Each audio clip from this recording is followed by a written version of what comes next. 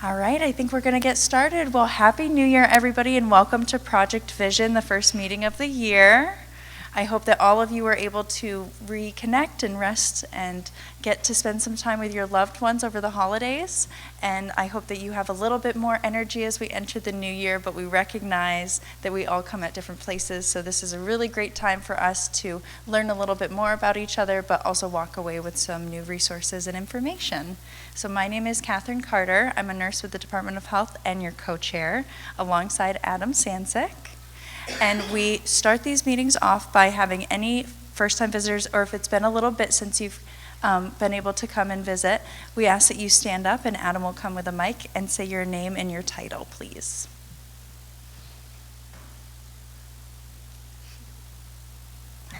Ooh.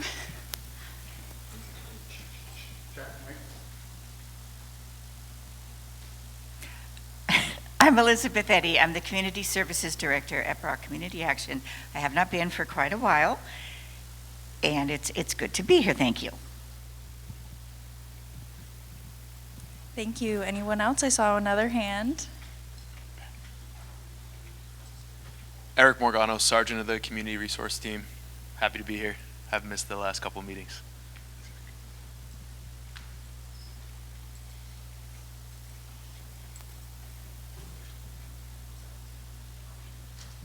So I'm not real new to this meeting, but I am in a new position. So I started out with the Work for Warriors in the Prime Network here for the National Guard of Vermont. And we are an employment assistance opportunity for the veterans of the National Guard and their spouses and veterans that have served in the last 10 or 20 years. So we're working with them as well. Oh, Richard Gallo. Thank you so much. And with this meeting, we have a panel for a majority of it. So we are hoping to give you guys an opportunity for you to have your announcements. So we will start with those. So if anybody in the audience would like to come up and have an announcement for the audience, and it will also go on PEG TV, now is a great time. I do have a few, so I'm happy to start us off. If you would like to form a short line. I know that we do have quite a few really great events coming up in our community, and I found many of these on our Facebook. Our Facebook page is up and running, and we've been trying to be a little bit more active on it. So if you see us liking, sharing, reposting, that's me. Give us a little bit of love, give us a follow, and I'll try to do the same back and share out all of the great things that you guys are doing. One of the things that I saw was Vermont Legal Aid is offering a free legal advice clinic for Vermont seniors age 60 plus. If you'd like more information, I'm happy to leave this bulletin in the back, but you can also find the Vermont Legal Aid, their Facebook has this information as well. It is going to be by telephone, which helps folks if they're experiencing some barriers. Additionally, RMC is partnering with VTSU Castleton as they go against the University of Southern Maine for their 17th annual Pink the Rink. This is an event where the Castleton women's hockey team swaps out their green for limited edition pink jerseys. And this year, Pink the Rink is on Saturday, January 24th at 3 p.m., and the team takes on University of Southern Maine. All the proceeds from the event benefit the Foley Cancer Center. So they would love for your support in that. Share it out. That's always a lot of fun. And then the last thing that I saw that I thought was really interesting, because I come from Maine and ice fishing is very popular there, that the Fish and Wildlife is offering a Let's Go Fishing program. It's a free ice fishing program, an introduction to smelt fishing. These are clinics. You sign up online. The slots fill up quick. They are already booking, but if you are looking for something to get out with your loved one, with your family, and learn a new free skill, all the materials come with it. It's a great opportunity. Anyone else? Yeah. Oh, yeah, we can come to you. Yeah, that's all right. Hey everybody, my name's Tim. I'm a recovery coach at the Turning Point Center of Rutland. I'm also doing some community outreach with them, re-engaging with community partners, and continuing engaging with community partners. Along with that, can't hear me? Oh, okay. Is this better? All right. I'm not used to the microphone. There we go. All right. So I'm also the executive director of another nonprofit, Sober Living. It's called Common Ground Recovery. We're relatively new, pretty new. We had a pretty good 2025 though. Got some momentum. There was an article in Vermont Digger. Some of you might have saw it. But yeah, we're just trying to build relationships with community partners as well. We're certified through VTAR, which certifies all recovery residences in the state of Vermont. It's a level 1, so it's less intensive than like V4. They're a level 2. They got some staff there, part-time staff. So we're more of in that continuum of care, we're just kind of like the last stop as folks are progressing in their recovery and in their sobriety program, rebuilding their lives, reentering the workforce, continuing education. Yeah, so we're just continuing to grow. We're small right now. Our capacity is pretty limited. But again, we're trying to keep that momentum going, and hopefully within some time, we're going to see some expanded capacity. We actually have some plans right now to double our capacity by April, hopefully. So if all goes well, we're just going to keep going. Thank you.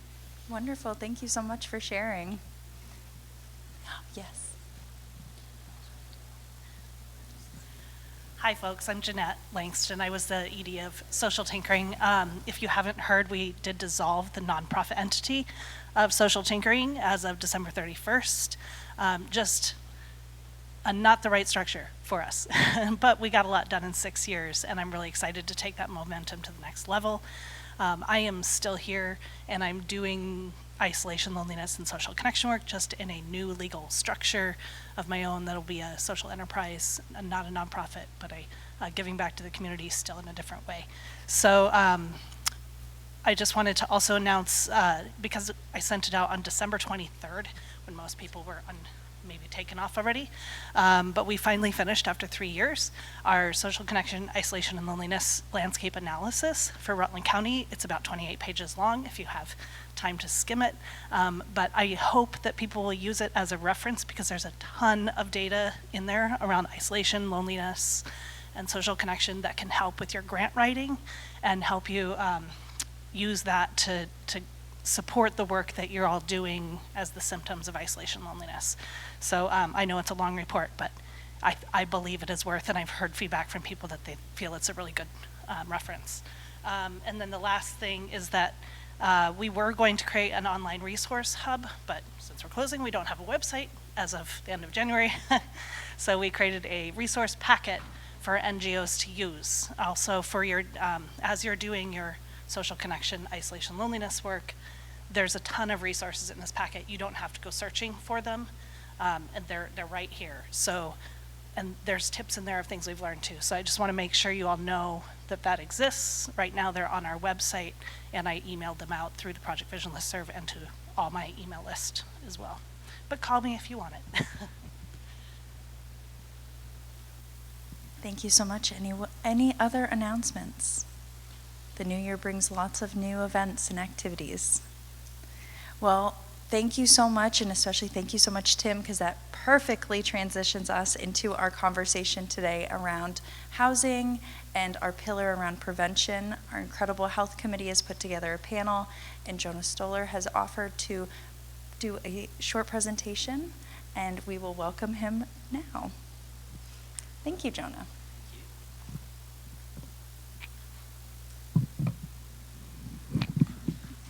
All right.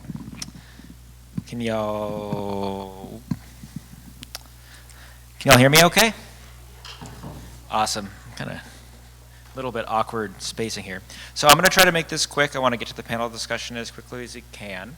As Catherine mentioned, my name is Jonah Stoller, and I'm the chronic disease designee at the Rutland Office of Local Health.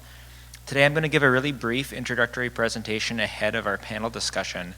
This is the first in a series of discussions on prevention in different spheres.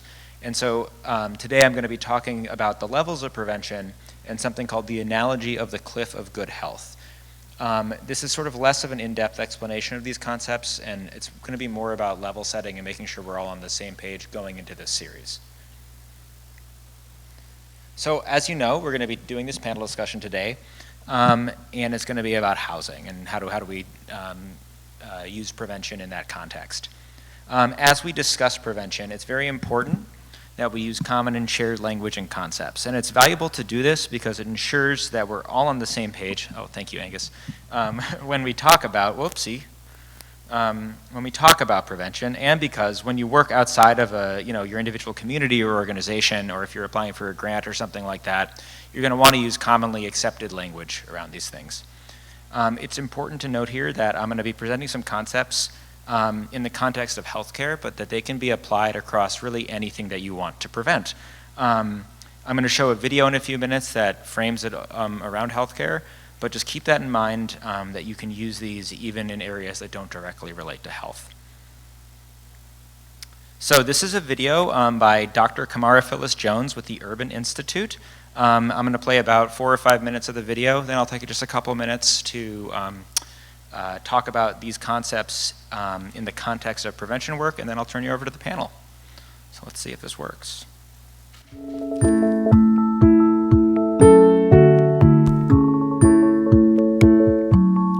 I'm Dr. Kamara Phyllis Jones, past president of the American Public Health Association. You may have heard the saying, an ounce of prevention is worth a pound of cure. When it comes to health and well-being, preserving health is always best. But there's more to the story. Imagine that someone is walking along and whoops, they have just fallen off the cliff of good health.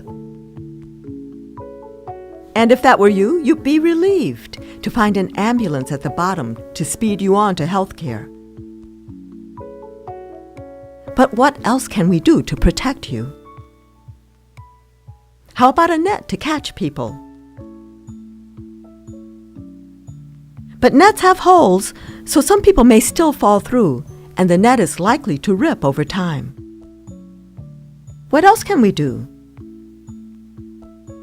Clearly, we need to build a fence at the top of the cliff to keep people from falling in the first place. But if a lot of people are near the edge of the cliff, even a really strong fence will not be enough. To keep everyone safe, we need to move all the people away from the edge of the cliff. We do that by addressing the drivers of poor health that go beyond our genes and beyond our personal behaviors. Things like low wages and under-resourced schools and unsafe housing. The environments in which we live, work, and play shape our health. These are the social determinants of health. These things can either propel people toward the cliff's edge or keep them at a safe distance from it. But this cliff analogy is incomplete. We need to also realize that the cliff is really three-dimensional. And then, to notice that resources and people are not evenly distributed along this cliff. At some parts of the cliff, the ambulance at the bottom may have a flat tire. Or maybe there's no ambulance there at all. Maybe there's no net, nor fence. And usually, at those parts of the cliff, the people are being pushed closer to the edge. These are the differences that lead to health disparities in a population. Differences in the speed and quality of the ambulances represent differences in quality of care. Differences in the presence of ambulances, nets, or fences, these represent differences in access to care.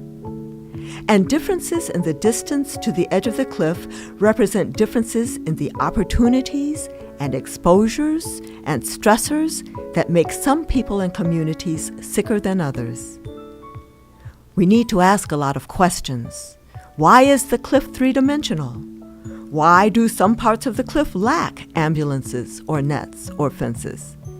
And why are some people being pushed closer to the edge?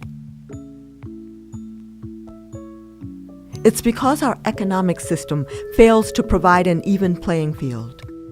It's because racism, which is foundational to our nation's history, is still with us and continues to cause profound harm to us all. And because discrimination against people of color, women, immigrants, the LGBTQ community, poor people, and others holds back our nation's health and well-being. Everyone should have the opportunity to achieve good health. If we try to address the social determinants of health without tackling these bigger systems of structured inequity like racism and sexism, we risk moving some people away from the cliff's edge, but not others. We risk making health disparities worse. Sorry about that. All right, so Dr. Jones's Cliff of Good Health is a really good analogy for thinking about health and health disparities. And we can take prevention level concepts and we can map them onto that cliff. In the public health world, we talk about typically 4 levels of prevention. Traditionally, you'll hear about 3, but it's pretty broadly acknowledged now that there are really 4. So I'm going to read through them real quick. So primary prevention, this is a level that targets modifiable risk factors in individuals or groups that are not yet experiencing problems. So something like a vaccine or a financial assistance program would be a good example of this. Secondary prevention, this level identifies and addresses problems early before they develop to serious consequences or illness. So something like breast cancer screening would be a great example, or targeted prevention and diversion for housing.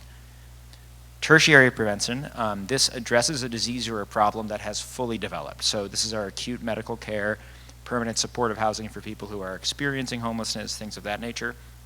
And then finally, we have this 4th level, which is commonly called primordial prevention, and this is about addressing the social determinants of health. And this means doing things about the contexts in which our individual behaviors occur and in which they convey harm. So things like addressing a hazardous environmental factors or access to education are good examples here. So it's important to note that every single one of these levels are really important, and they achieve things that, like, each one has a role to play, right? They all achieve things that the other ones cannot do on their own. There's also a degree of overlap between the levels, and many organizations, like the ones that'll be here today and many other ones that might be in your community, may work on multiple levels. So it's not like you can just do one kind of prevention. They all kind of work together. Finally, there's sort of a circular element to this. So for example, housing is itself a social determinant of health, but we can also still use these 4 levels of prevention, including primordial prevention, to address it in order to help avoid people progressing into houselessness, et cetera, and mitigate the impacts when it does occur. So if we take those levels of prevention and we map them onto the cliff of good health that Dr. Jones describes, here's what they line up. Tertiary prevention is our acute response to a fully developed problem. This is our ambulance at the bottom of the metaphorical cliff. Secondary prevention is the net partway up the cliff. We've identified someone at risk or in early stages of a problem, and we're intervening before it gets worse. Primary prevention is the fence at the top of the cliff, which prevents the onset of an illness or an issue in the first place. And then finally, we have primordial prevention, addressing the location of people along the top of the cliff. Here we're looking at contextual factors like resources availability, education, socioeconomic status, racism, all of these things, and we seek to move people to different locations on the cliff where they're less likely to be subjected to those things. So that's it for me today. I'm going to turn you all over to our panelists. If you do want to get in touch or have any questions about this, please send me an email. This is my favorite thing to nerd out about, so I'm happy to talk more about it. You can go a lot deeper. And then here are my sources. Thank you all so much for your time, and I hope you enjoy the panel discussion today.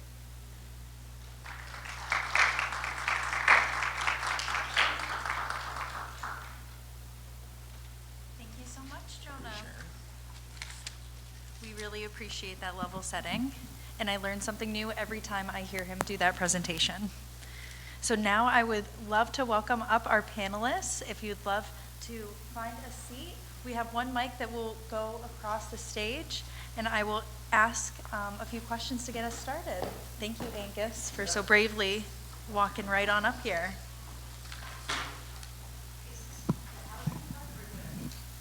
Yes, so if you're part of the housing panel, we'd love to have you join. Thank you.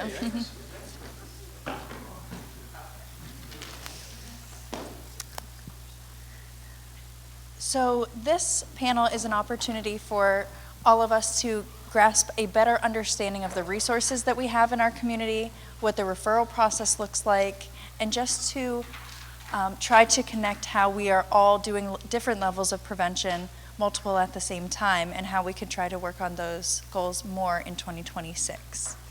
I know, how is that lighting for you? Okay. Oh yes, there he is. Eyes on the prize. So what I'll have is all of you introduce your names and your organizations and the title, please. Hi, everybody. My name is Angus Cheney. Do you mind holding off for the mic for Oh, Penn yeah, TV? sorry. Thank Actually, you. we can start with you, Jim. I thought you were. Sure. Good afternoon. My name is Kevin Losa. I'm the CEO of the Rutland Housing Authority and Housing Initiatives, Inc. I already said it, Elizabeth Eddy, Community Services Director for Brock Community Action.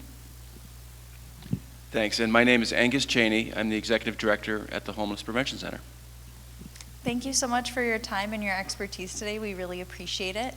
Unless somebody has a burning question that they want to start us off with, I'm happy to get us going. So I'll try to connect it to what Jonah just presented with us. So if we are thinking of homelessness like the cliff analogy, who is working at the fence, who's catching people as they fall, and who is helping them heal at the bottom, how does your organization see its role?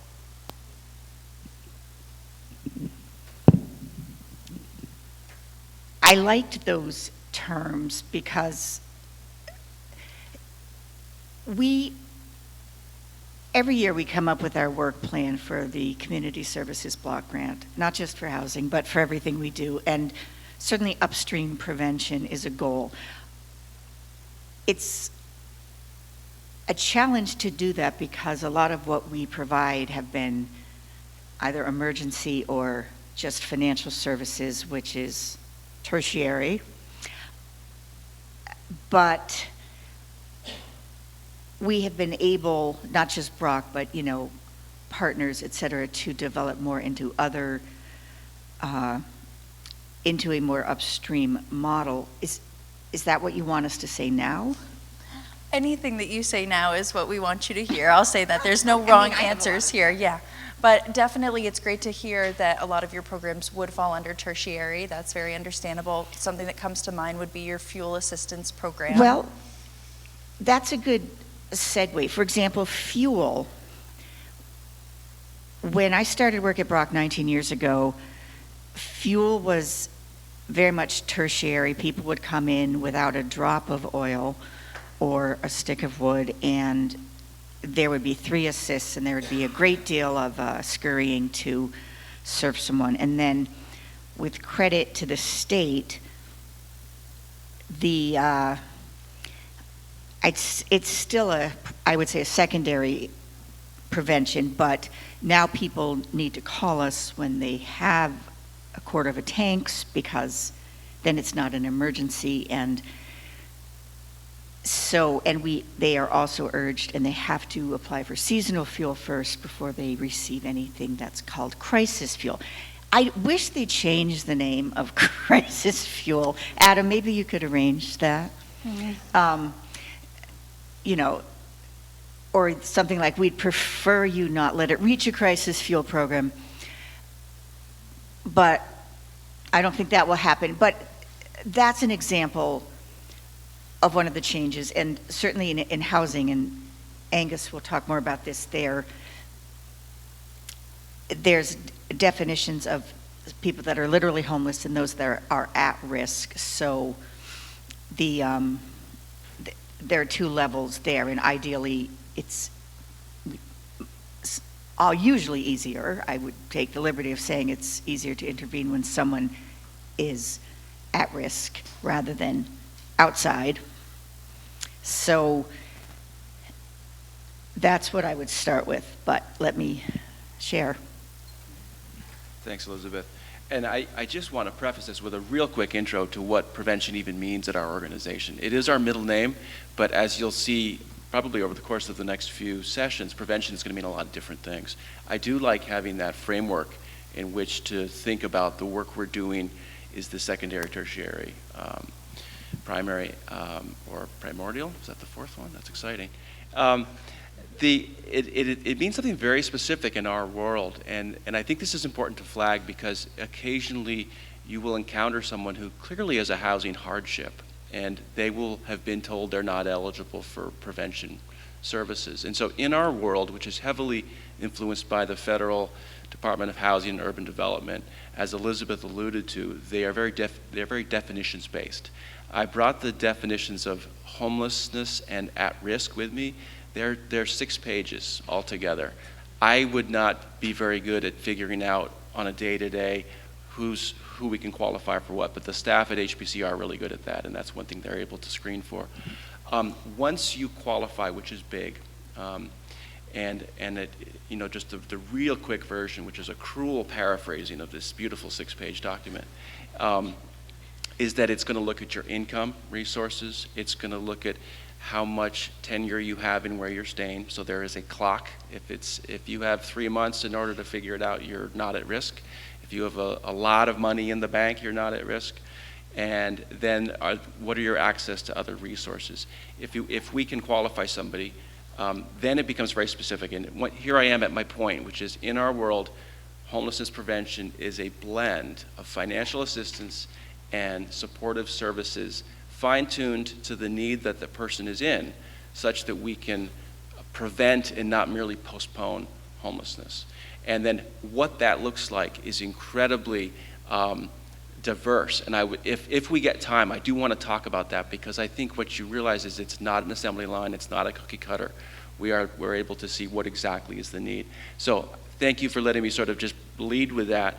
As Jonah was presenting, I was thinking we hang out in between secondary and tertiary, and what's neat is that our prevention work builds in some longer term supports such that we don't see people cycling back, and that it requires a good assessment of what need brought them in there, what their strengths, goals, weaknesses, vulnerabilities are, so that we can address those. And it's not just a check.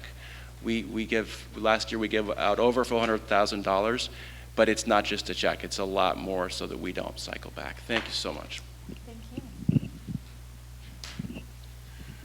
I would be remiss if I did not at least mention the recent events at Sheldon Towers, the rather small fire that resulted in big water damage. The sprinkler system worked.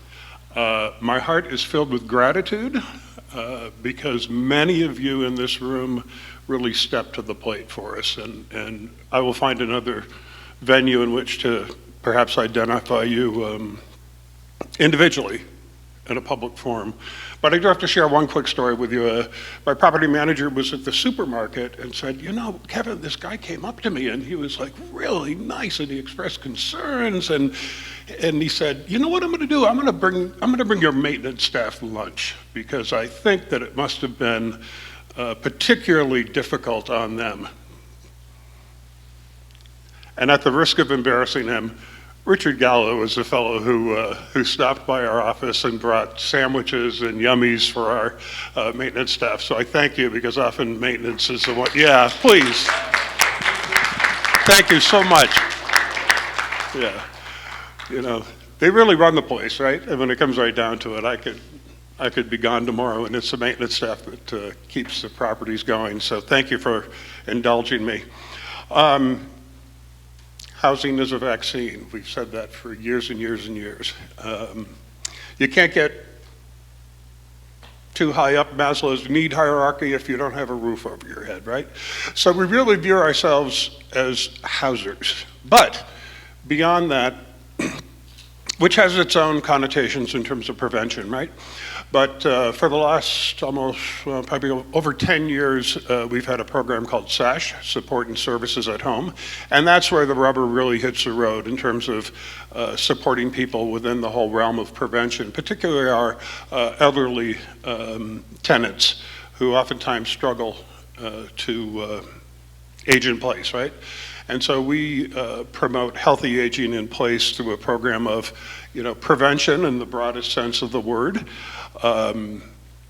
chronic care management for folks who are struggling with any number of chronic diseases, and then successful transitions from an institutional setting back home to where they want to be. So I'm going to leave it at that for now, and hope that there are questions, because I really love talking about this aspect of what we do versus the dollars and cents of what's going on right now, which is frankly troubling. So I'll pass it back over to my fellow panelist.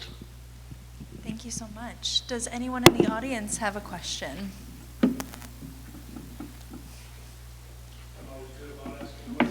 No surprise there. So Elizabeth, you alluded earlier to the crisis portion of it, and then in our former careers, when you get a crisis for fuel, there's some other things that may come about as well. The furnace may need to be bled. There's other costs that we run into. The tank may need to be replaced. I know in the past we've ran into different providers that wouldn't fill other providers' tanks. Has that changed in any reality, or are you able to get the funding to be able to get the fuel, as well as if the individual is asking for help, are they able to get the additional needs that they may run into? Furnace is too old, or piping may not be. Does all that come into play? Yes. Specifically about fuel, the Emergency Heating System Replacement Grant Program is alive and well and extremely popular. So every day there are applications to either repair or replace furnaces. But, and I would say more globally, when I look at how we do things, like Angus said, it is a continuum of services at most agencies. For example, if someone comes in for the crisis fuel program or they are literally homeless, those interventions are, you know, more emergency based. Again, those, it's in the titles. However, we do income development with all of our clients, no matter where they enter Brock. We have some job coaching, not as much as we like. We have the micro business development program. We have a lot of workshops that go on. We have a financial counseling. We do benefits. We help people attain benefits. We offer free tax preparation, which is usually results. Almost everyone, I think everyone we serve every year receives a refund. So that, and then there's coupled with advocacy, which even if someone is in an emergency situation, they can be counseled about fair housing. We have our victim liaison here today who helps people in those situations. So everything we do that might result that someone may come to us in an emergency is accompanied by that. And I will mention the shelter, because the shelter at Brock will be opening very soon. I think it is done, and it just has to be officially inspected by OEO. And while that is for people who are literally homeless, there is some funding associated with the shelter for diversion. If someone comes into the shelter and wishes to stay there, if they have another option, like, for example, they could live with a relative somewhere, there's some funding to buy them a ticket. And so even within that emergency structure, there is there is some prevention on a higher level happening. You have me thinking that often I think it's easy for us when we think about prevention and housing that it's secondary and tertiary. And I appreciate you saying upstream, Elizabeth, because that got me thinking, and also Angus, about at risk, because we hear that language a lot in our sectors. Could you describe some of those risk factors that you witness in your everyday work that kind of point you towards saying this individual is going to need extra assistance, they're at risk of homelessness, or they're entering that at-risk category that you're describing? Sure. Another thing I want to add is we had an opportunity to, with this very concept in mind, to sort of get out on a little bit of a limb about 7 years ago and try something. When around 2019, we were looking at who in Vermont was being prioritized for homeless services assistance, for housing, for subsidies. And unfortunately, we are in the world where we are rationing an essential benefit. And some of you have worked in systems of care like that. There are not enough clinicians, there are not enough vaccines, there are not enough Band-Aids, whatever it might be. There isn't really, when the music stops, there really aren't enough chairs in the game. And so anytime you prioritize somebody, it's potentially at the expense of somebody else. We did look at who we were serving, and we did a pretty deep dive at Homeless Prevention Center in 2019 and realized because of the prioritization schema, we were not reaching people who were at risk. There weren't the resources to get to them soon enough, and their at-risk matured into homelessness and ultimately can mature into chronic homelessness.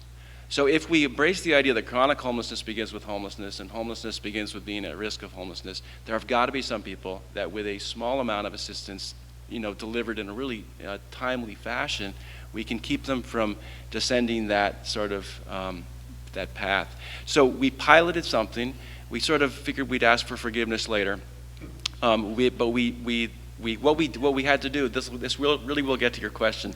We really had to go, so when we talk about at risk, that's HUD's definition, we need to look in a more granular way at that and say, okay, so they qualify for being, for receiving homelessness prevention services, but how far behind in rent are they? How long have they been in the tenancy? Is the landlord open to at least having a conversation? Is there a written lease? Does the family have multiple episodes of homelessness in their history? And it's looking at factors like that where we can say, for lack of a better word, this is a simple prevention versus a complex prevention. The advantage to a simple prevention is that you can generally remedy it with dollars, and you might not need to assign as much case management. And that allows you to assign your case management more strategically and serve a lot of people. You'd never want to give people more case management than they need or less. We want a therapeutic dose. Forgive the health analogy. And that ultimately was successful enough that we now, in this last year, when I look back, it's 50-50 in terms of prevention that we're still able to do and rehousing of people who are already homeless. And that allows us to go after this huge problem from both directions, getting people out of hotels with rehousing assistance, keeping them from hotels with prevention. That system was ultimately successful enough. The state did adopt it. We didn't get spanked on the wrist. They ultimately said, yeah, that's probably a pretty good idea what Rutland's doing, and that's now standard statewide. So we got to pilot that here with some success, which is exciting.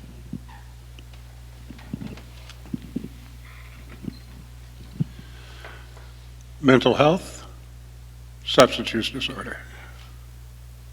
Those are the two greatest challenges that we see within our population currently. It's the 20-80 rule, right? 20% of your people cause 80% of your problems. And so we have worked very hard getting back to the SASH model. We enjoy an extraordinary partnership with Rutland Mental Health. Recently, within the last year or so, we were able to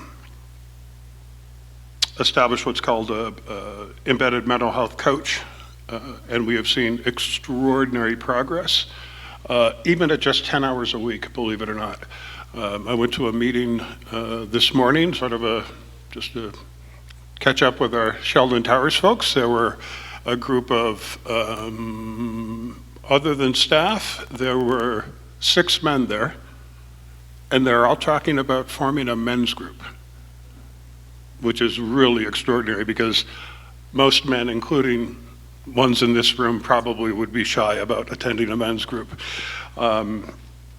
So yeah, I would never criticize our designated agency, Rutland Mental Health, because I think they do some really innovative things. They work very hard, but I think the limitations are truly a function of the lack of support and resources that are being channeled into mental health. So we're very happy to have been able to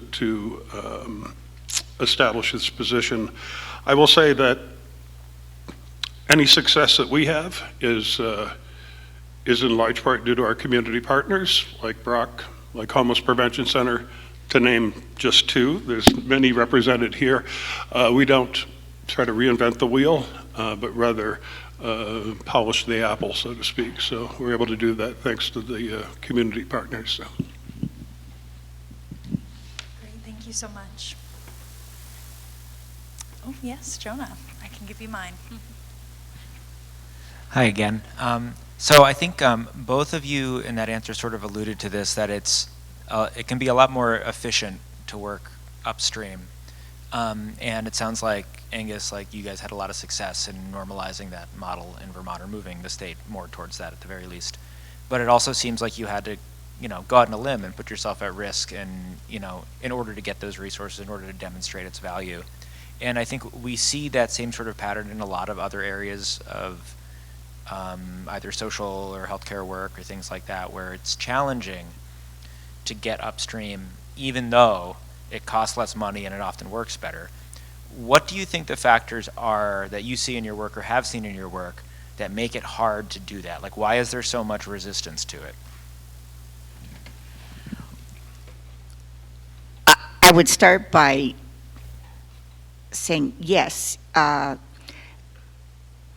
best processes and people and coordination amongst partners when housing often is only good as the amount of housing available, which Kevin will attest to. That depends on funding. And I mean, yes, Rutland Housing Authority and Cornerstone have developed more housing. It's just there are people who even have a housing voucher, those very hard to secure housing vouchers, who can't use them because there aren't enough units. And so, I mean, I'm obviously stating the bleeding obvious, but Vermont knows that very well. It's a great deal of money, and of course, various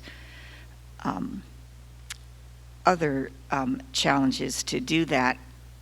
But I will pass it. Kevin, do you want that? Or Just a quick word. People like to fall back on silos. There are too many silos. We're not communicating well enough. Well, I really attribute silos to regulatory compliance. It is really insane in certainly the world of housing and urban development. Again, not a criticism, just a reality of how we, so I'll blame Congress, because everyone likes to blame Congress, right? They come up with these great ideas, and then they make them so cumbersome to administer, and they put so many compliance aspects, they tie so much compliance to the program that it really makes it very, very difficult to focus on what the original intent of that initiative or funding was, right? I know I've tried to explain the Section 8 program to folks, and frankly, there are times that I don't understand the Section 8 program, and I've been at this for 25 years, right? There are just some idiosyncrasies, I call them, that require folks, and I'm glad you referenced this, Angus, to work in the gray area, right? Where you're not breaking the rule, but maybe you're not exactly following it, and in the final analysis, you'd rather beg for forgiveness and ask for permission.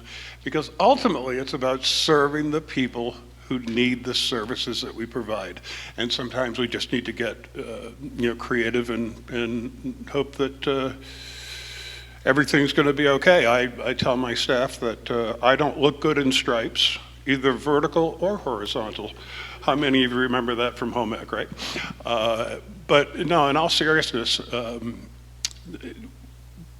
we have to get out of this environment of distrust as it relates to providers and the extent to which they are willing and able and committed to doing the right thing, and not try to regulate them to the point of paralysis. So there's my editorializing for the day. Thanks.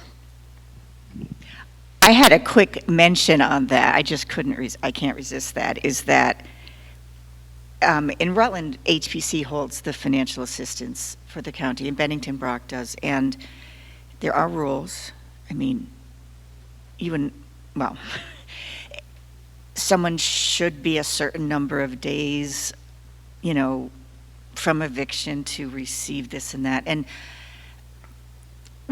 I claim it, I've made the decision sometimes to try to work with them earlier, because if the intervention doesn't happen before someone is deeply in trouble, e.g. owes a ton of money, at that point, usually the landlord-tenant relationship is gone.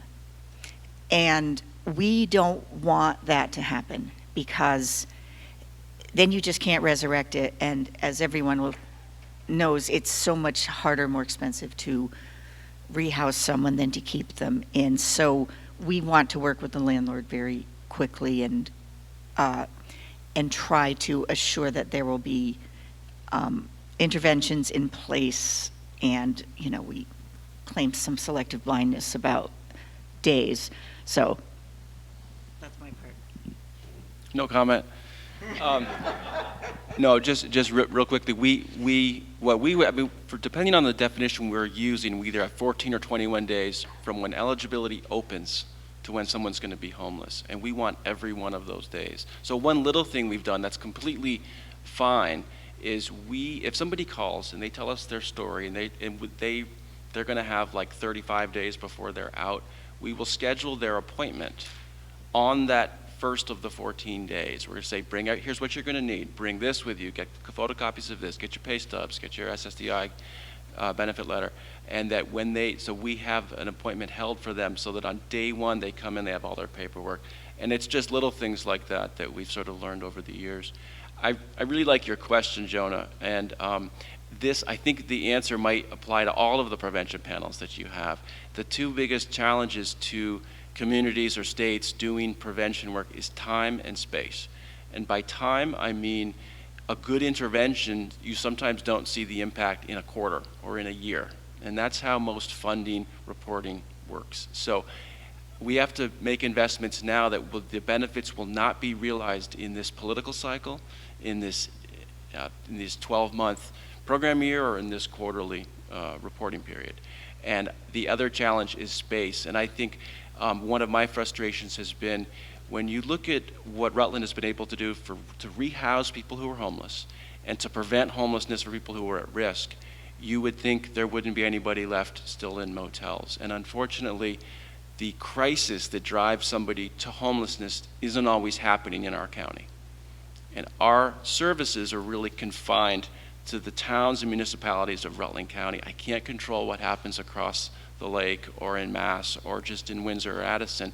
And that doesn't mean there's not great work happening there. It's just, it might not be exactly the same philosophy. And so when you're trying to manage a lot of funding and partners and systems of care, we are a little bit blinded by what might be going on outside those county limits. We have a lot of hotels here.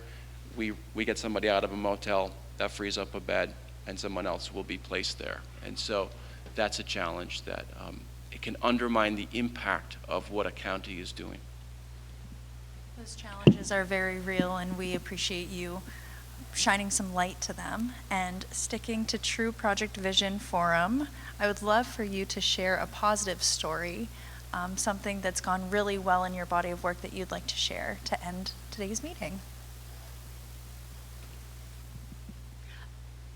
I think that this district works very well together, and because of coordinated entry, it means that there is equity, and access, which are both cornerstones of upstream prevention. So people can enter into the housing arena through anywhere, either through housing agencies or anyone else, either as assessment or referral partners.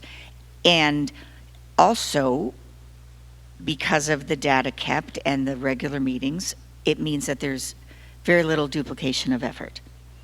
HPC will, they're on top of that. And so with the limited resources everyone has, it means we're not all working with the same person, which understandably, if someone's in crisis, they're going to go to every single agency. And this eliminates that, and people might all work together and each have a part. And it also means that coordinated entry is maintaining the data, which informs the legislature, et cetera, about the need.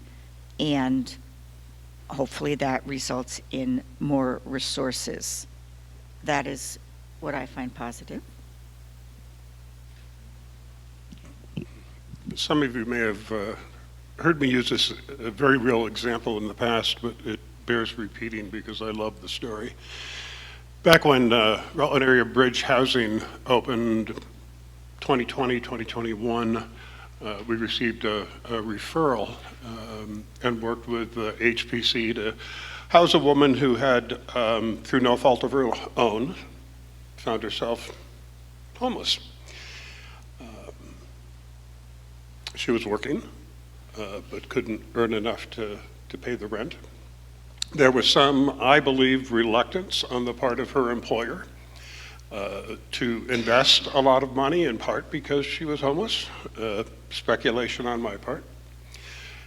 As Bridge is intended to do, we helped stabilize her, got her into a permanently affordable housing. She's now a district manager for the very retailer who was reluctant to invest in her in the first place. So, yeah, there are others, but that's how I measure success.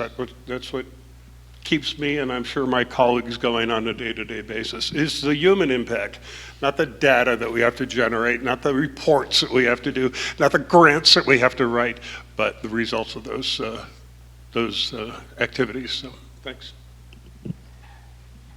I like that, thanks. I never do specific anecdotes because I wouldn't know where to start. It's hundreds of people, and I'd want to make sure they were comfortable before I shared their story.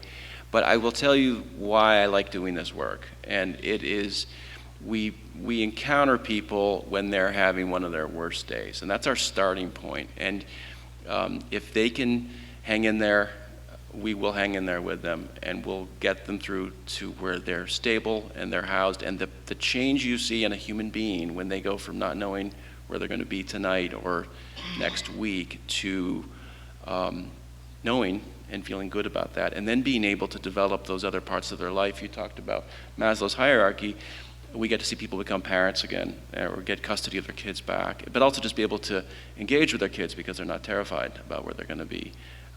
And make connections with employment, and go back to school, and all of these things that it's just really hard to focus on when you are in that place of crisis. So it's exciting work. I'm on the edge of it. I'm not a case manager, but I continue 20 plus years later, I continue to be excited at what we're going to do. So much for your time, your effort, and your energy. I know I definitely walked away with more information about what our housing resources look like in Rutland City and Rutland County, and definitely how you're doing more primary and primordial prevention than I could have ever thought of. Thank you very much also to Jonah for your wonderful presentation. I know we all greatly appreciate it. And thank you to Domino's for donating delicious pizzas, including their new one that they are featuring, which is, I believe, Bacon Chicken Ranch. Look at that. Ooh.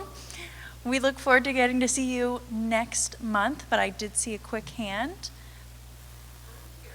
Let me grab a mic to you. I'm the overview person. I'm curious, given what we heard today, will the whole program get us to a point where we say, okay, we stopped the person from the ambulance, and so we saved the hospital money? I mean, there is money that comes from raising the point at which you intervene. And how do you, we're talking about wages and all those other factors. How do you make that part of the argument so that we get the money where it needs to be? Sorry, hospital. That is absolutely part of education we can have in the future, because that's definitely very key to understanding what prevention looks like in real time. So I really appreciate that.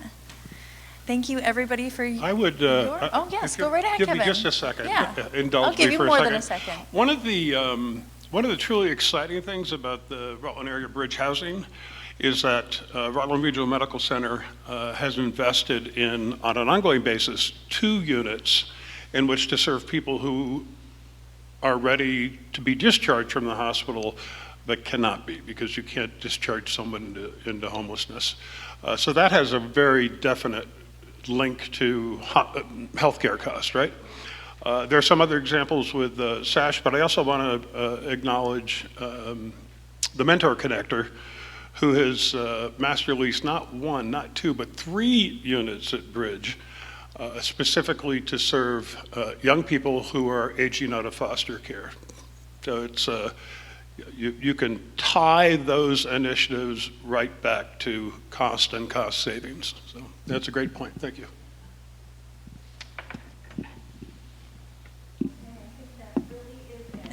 But I can't promise you till you go have some pizza. So thank you so much, everybody.